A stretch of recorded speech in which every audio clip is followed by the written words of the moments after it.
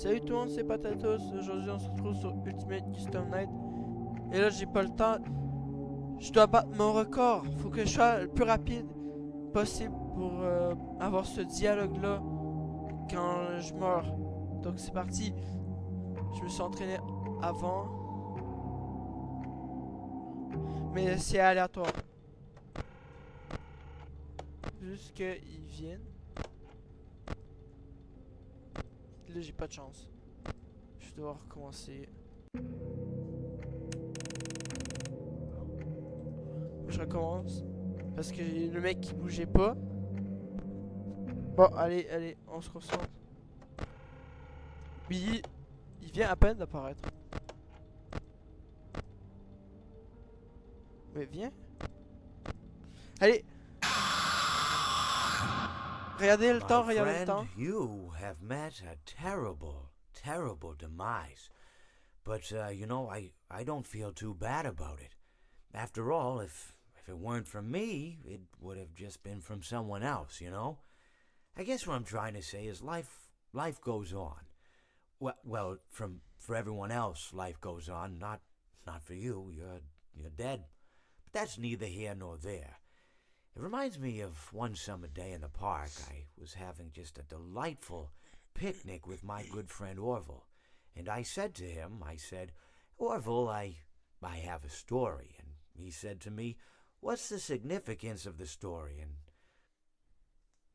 I said to him, Orville, not every story has to have significance, you know? Sometimes a story is just a story.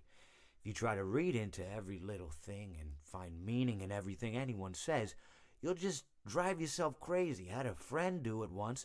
Wasn't pretty. We talked about it for years. And not only that, but you'll likely end up believing something you shouldn't believe and thinking something you shouldn't think or assuming something you shouldn't assume, you know? Sometimes, I said, a story is just a story. So just be quiet for 1 second of your life and eat your sandwich, okay? Of course, it was only then I realized I'd made sandwiches, and poor Orville was having such difficulty eating it. Elephants have those clumsy hands, you know. Actually, I suppose that's the problem. They don't have hands at all, do they? They're all feet. I couldn't imagine someone asking me to eat a sandwich with my feet. Now, if I recall correctly, there was a bakery nearby. I said to him, Orville, let me go get you some rye bread. Now, I'm unsure if elephants enjoy rye bread, but I assure you that Orville does. Now, this was on a Tuesday, which was good because rye bread was always fresh on Tuesday. They made sourdough bread on Monday and threw it out Wednesday, or rather, they sold it at a discount for people wanting to feed the ducks, and then probably at the end of the day, finally, they threw it all out. I don't recall. I do remember a man who would bring his son to the bakery every Wednesday and then go feed the ducks. He would buy all of the sourdough bread. Of course, you know, you're not supposed to feed the ducks sourdough bread at all. It swells up in their stomach and then they all die. At least that's what I've heard.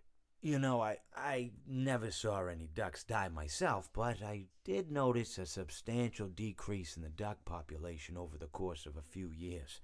I just never thought to stop the man and tell him that he was killing the ducks by feeding them sourdough bread. And if you want my opinion on the matter, and I told Orville this as well, if you want to feed ducks, or birds, or any kind for that matter, it's best to buy seed. I mean, when you think about it, breads of any sort don't occur in nature. They don't grow on trees or spring up from the bushes. I don't think birds know what to do with bread. What was I saying? Oh, yes. So I bought Orville some rye bread. What a fine day it was.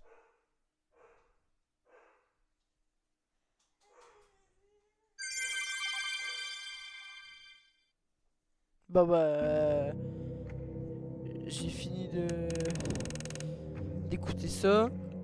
J'ai fait un temps correct, j'imagine. Ben, puis maintenant, c'est à vous de traduire ce qu'il dit. Parce que j'ai pas le temps. Puis ça me tente pas. Donc,